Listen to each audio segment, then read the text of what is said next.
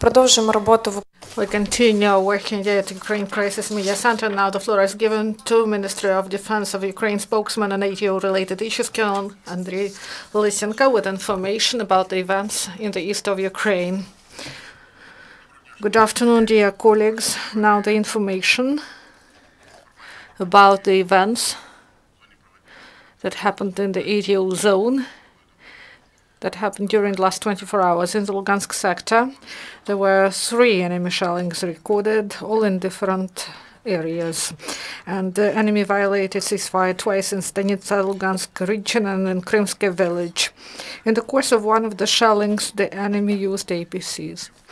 And for the first time in several months in the Popasnyansky region, it was calm.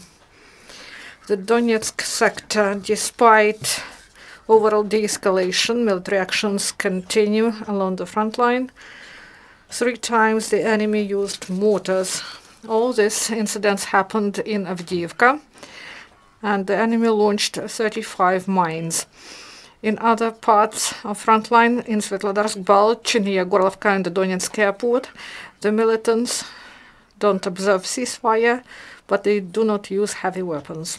In the majority of shellings, they deliver short-term shellings up to 20 minutes, and the longest shelling is 2 hours. At the same time, yesterday, the situation was calm in Lugansk, Verkhnetoretsk, and Pisky. In Avdiivka, there's no electricity supply. Repair crews of Ukrainian engineers are ready for repair works, but there is no security guarantees.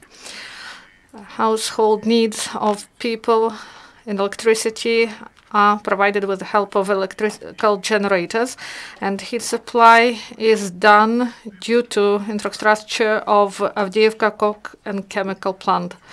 On the whole, during the last 24 hours in the Donetsk sector, there were 13 enemy shellings. The Mariupol sector, more than 80% of enemy shelling were in Pavlopil-Shirokina part of front line. And the enemy also violated ceasefire in Krasnogorovka, Novotroitska, and Novogrigorivka. Yesterday, the occupants used mortars twice there, and the biggest number of shellings delivered by the enemy were in Vodyane. And in the majority of cases, the enemy delivered fire during dark hours.